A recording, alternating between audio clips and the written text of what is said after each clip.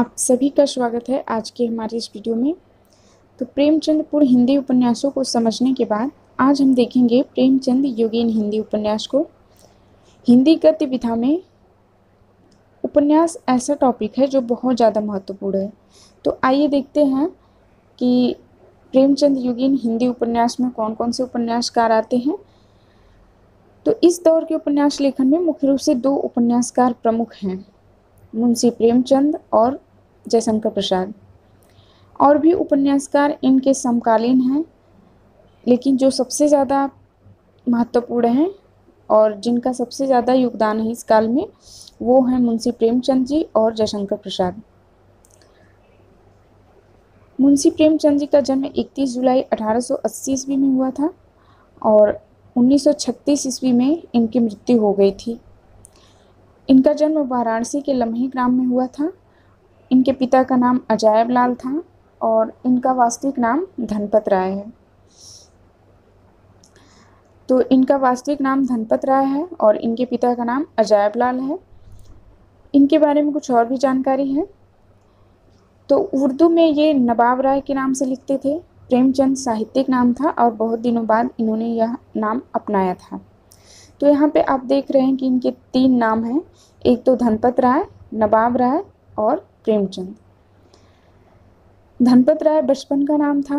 नवाब राय उर्दू में ये कुछ कहानियाँ लिखते थे, तो नवाब राय के नाम से लिखते थे, जो कि अंग्रेज़ों द्वारा जब्त कर लेने के बाद इन्होंने अपना नाम बदल लिया और अपना नाम बदल के हिंदी में ये प्रेमचंद के नाम से लिखने लगे। तो यहाँ पे 3 नाम है जिसे आपको याद रखना है।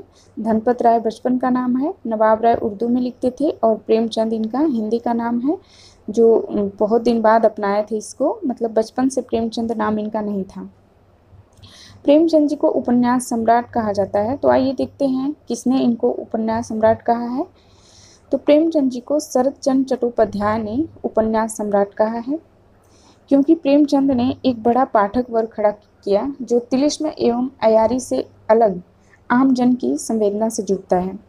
तो प्रेमचंद जी ने ऐसे उपन्यासों की रचना की जो जादू टोने और चमत्कारिक से हटकर आम जन की संवेदना को महसूस करते हैं और उस प्रकार की रचनाएं करते हैं। तो इसलिए प्रेमचंद जी को शरत चंद्र चट्टोपाध्याय जी ने उपन्यास सम्राट कहा है। इस दौर के उपन्यास लेखन में प्रेमचंद जी की भूमिका मील का पत्थर साबित हुई। इनके उपन्यास लेखन में 2 स्पष्ट मोड़ों की पहचान की जा सकती है, सामाजिक यथार्थवाद एवं सामाजिक आदर्शवाद। प्रेमचंद जी ने अपने प्रारंभिक उपन्यासों में सामाजिक समस्या के समाधानों को सुलझाने का प्रयास किया है। समाज में नारी की यंत्रणा, विमेल विवाह, प्रदर्शन प्रियता, सामंती, जात पात, छुआछूत की परंपरा आदि को इन्होंने नैतिकवादी चश्मे से देखने का प्रयास किया है। आचार्य हजारी प्रसाद द्विवेदी ने प्रेमचंद जी का मूल्यांकन करते हुए कहा है कि प्रेमचंद शताब्दियों से पददलित, अपमानित और उपेक्षित कृषकों की आवाज़ थे। अगर आप उत्तर भारत की समस्त जनता के आचार विचार, भाषा, भाव, रहन सहन, आशा आकांक्षा, सुख दुख और सूझबूझ जानना चाहते हैं तो प्रेमचंद जी के इससे उत्तम परिचायक आपको नहीं मिल सकता। ये कथन हजारी प्रसाद द्विवेदी का है प्रेमचंद जी के बारे में। अब इनके जो प्रमुख उपन्यास हैं जो कि बहुत ज़्यादा इम्पोर्टेंट है, उनको देख लेते हैं। तो इनका जो उपन्यास है सेवा सदन, इसका प्रकाशन 1918 ईस्वी में हुआ था। प्रेमाश्रम 1922 ईस्वी में, रंगभूमि 1925 ईस्वी में, कायाकल्प 1926 ईस्वी में, निर्मला 1927 ईस्वी, गबन 1931 ईस्वी, कर्मभूमि 1933 ईस्वी और गोदान 1935 ईस्वी। ये इनके उपन्यास हैं जो बहुत ज़्यादा इम्पोर्टेंट हैं और इनका कालक्रम भी बहुत ज़्यादा ज़रूरी है आपको याद रखना। तो प्रेमचंद जी के अगर उपन्यासों का क्रम आप देखना चाहते हैं तो एक ट्रिक बनाए हैं हम और उसका वीडियो है, आप उसको देख लीजिएगा। इनके क्रम और इनके उपन्यास पूरे याद हो जाएंगे। तो आइए हम इन सभी उपन्यासों के बारे में देख लेते हैं, इनके पात्रों के बारे में समझ लेते हैं और इसकी कथा वस्तु समझ लेते हैं। सेवा सदन, तो सेवा सदन इनका बनारस की पृष्ठभूमि पर लिखा गया उपन्यास है। इसमें मुंशी प्रेमचंद जी ने विवाह से जुड़ी समस्याओं जैसे दहेज प्रथा, कुलीनता का प्रश्न, पत्नी का स्थान, सम्मान आदि को उठाया है। तो सेवा सदन बहुत ज़्यादा इम्पॉर्टेंट है और इसके जो प्रमुख पात्र हैं वो हैं दारोगा कृष्णचंद, उमानाथ, गंगाजली, सुमन और सदन। इसमें जो प्रमुख नायक नायिका हैं वो सुमन नायिका हैं और सदन नायक हैं। सुमन का पालन पोषण दारोगा कृष्णदास ने किया था, लेकिन शादी में कुछ प्रॉब्लम आ गई दहेज के कारण, फिर सुमन को दूसरा रास्ता अपनाना पड़ा। तो ये सब समाज में हो रहा था और इसी पे मुंशी प्रेमचंद जी का ध्यान गया। तो सेवा सदन बनारस की पृष्ठभूमि पे लिखा गया उपन्यास है और इसमें दहेज प्रथा, कुलीनता का प्रश्न, पत्नी का स्थान, सम्मान आदि को उठाया गया है। अगला इनका उपन्यास है प्रेमाश्रम। तो यह हिंदी का पहला ग्रामीण उपन्यास है। इसे पहला राजनीतिक उपन्यास भी कहते हैं। इसमें सामंती जमींदारी एवं उससे उत्पन्न समस्याओं का चित्रण है। इसके प्रमुख पात्र हैं प्रभाशंकर, राय कमलाचंद, गायत्री, ज्ञान शंकर। इसके प्रमुख पात्र हैं। अगला जो उपन्यास है रंगभूमि। इसमें नौकरशाही तथा पूंजीवाद के साथ जन संघर्ष का सत्य, निष्ठा और अहिंसा के प्रति आग्रह का विस्तृत वर्णन है। इसके जो प्रमुख पात्र हैं वो कुंवर भरत सिंह हैं, सूरदास हैं, सूरदास मेन हैं इसमें, सोफिया हैं, बजरंगी, रानी जाह्नवी हैं, राजा महेंद्र सिंह हैं। तो इसमें अंग्रेजों का कुछ अंश है रंगभूमि में। अगला उपन्यास है इनका कायाकल्प। यह पुनर्जन्म से संबंधित है। यह प्रेमचंद का मूल रूप से हिंदी में लिखा गया पहला उपन्यास है। तो इससे पहले जितने भी हम लोग उपन्यास देखे हैं वो सारे सबसे पहले उर्दू में लिखे गए थे, फिर उनका हिंदी रूपांतरण किया गया है, हिंदी में अनुवाद किया गया है प्रेमचंद जी के द्वारा ही।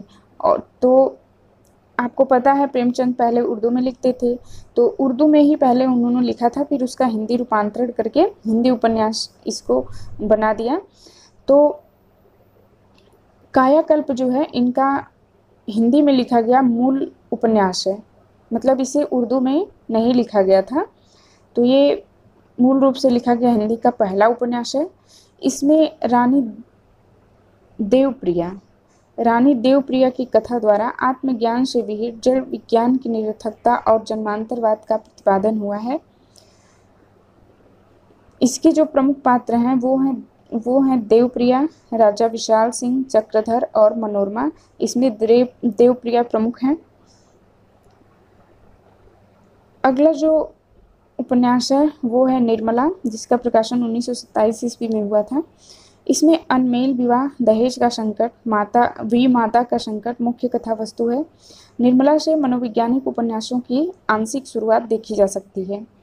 तो जो प्रेमचंदोत्तर कहानियों में आप देखेंगे मनोवैज्ञानिक उपन्यास, तो और भी उपन्यासकार की उपन्यासों की कैटेगरी है।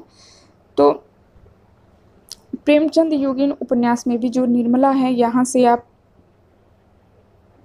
मनोवैज्ञानिक उपन्यासों की आंशिक शुरुआत देख सकते हैं। इसमें किशोर मन की भावुकता तथा अधेड़ मन की भोग लिप्सा का यथार्थपूर्ण चित्रण है।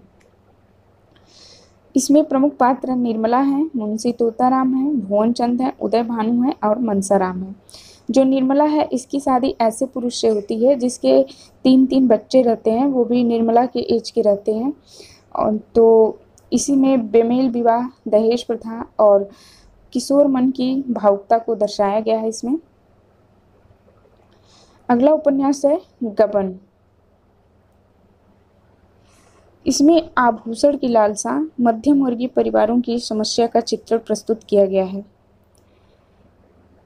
इसके प्रमुख पात्र हैं दीनदयाल, जालपा, मुंशी दयानाथ और रामानंद। तो ये भी इम्पोर्टेंट है गबन। इसके बाद है कर्मभूमि। यह उपन्यास 5 परिच्छेदों में है। इसमें हरिजन आंदोलन, गांधीवादी संघर्ष और स्वाधीनता प्रमुख है। उपन्यास की कथा काशी एवं उसके आसपास से संबंधित है। आंदोलन दोनों ही जगह होता है, दोनों का उद्देश्य क्रांति है और यह क्रांति गांधी के सत्याग्रह से प्रभावित है। यहाँ से प्रश्न बनता है कि प्रेमचंद जी का कौन सा ऐसा उपन्यास है जो गांधी जी के सत्याग्रह से प्रभावित है, तो आपको बताना है कर्मभूमि। इसके जो प्रमुख पात्र हैं वो हैं लाला समरकांत, सुखदा, सकीना, अमरकांत, रेणुका, हाफिज अली और पठानी। इसमें जो सुखदा है वो नायिका है और बहुत अच्छी नायिका है ये। अगला उपन्यास है इनका गोदान, जो कि बहुत ज़्यादा इम्पोर्टेंट है और इसी के बाद प्रेमचंद जी की मृत्यु हो जाती है। यह प्रेमचंद जी का अंतिम उपन्यास है। इसकी तुलना टॉलस्टॉय के वार एवं पीस से की जाती है। टॉलस्टॉय एक लेखक हैं, राइटर हैं और इनका एक ग्रंथ है वार एवं पीस, युद्ध एवं शांति। तो इसी से मुंशी प्रेमचंद जी के गोदान जो उपन्यास है उसकी तुलना की जाती है। तो यहाँ से प्रश्न बनता है कि मुंशी प्रेमचंद जी के कौन से उपन्यास की तुलना टॉलस्टॉय के वार एवं पीस से की जाती है, तो आपको बताना है गोदान।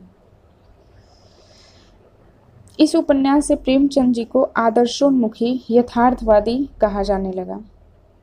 गोदान को महाकाव्यात्मक उपन्यास भी कहा जाता है। इसे कृषक जीवन की महागाथा भी कहते हैं। यह इस उपन्यास में हिंदी कथा साहित्य को व्यापक रूप से प्रभावित किया है। तो यह उपन्यास हिंदी कथा साहित्य को व्यापक रूप से प्रभावित किया है और जैसा कि आप देख रहे हैं इसे महाकाव्यात्मक उपन्यास भी कहा जाता है। तो इसमें बहुत सारे पात्र हैं, कुछ शहरी पात्र हैं, कुछ ग्रामीण पात्र हैं। तो आइए देखते हैं कौन शहरी पात्र हैं और कौन से ग्रामीण पात्र हैं। यहाँ से पात्रों से भी प्रश्न आते हैं। तो जो शहरी पात्र हैं सबसे पहले उनको देख लेते हैं। प्रोफेसर मेहता, डॉक्टर मालती, राय साहब, ओंकारनाथ, मिर्जा खुर्शीद और सरोज। ग्रामीण पात्रों में होरी जो कि इसका नायक है गोदान उपन्यास का, हीरा, गोबर, धनिया, रूपा, सोना, मंगल, शोभा, मंगरूसा, झुनिया, पंडित माता दीन, पंडित दाता दीन और दुलारी। तो आज हम लोगों ने प्रेमचंद जी के उपन्यासों को देखा है। अब हम इनके बाद जो प्रसाद जी हैं और इनके समकालीन दो तीन और उपन्यासकार हैं उनके उपन्यासों को समझेंगे। उसके बाद हम लोग प्रेमचंद उत्तर उपन्यास को पढ़ेंगे।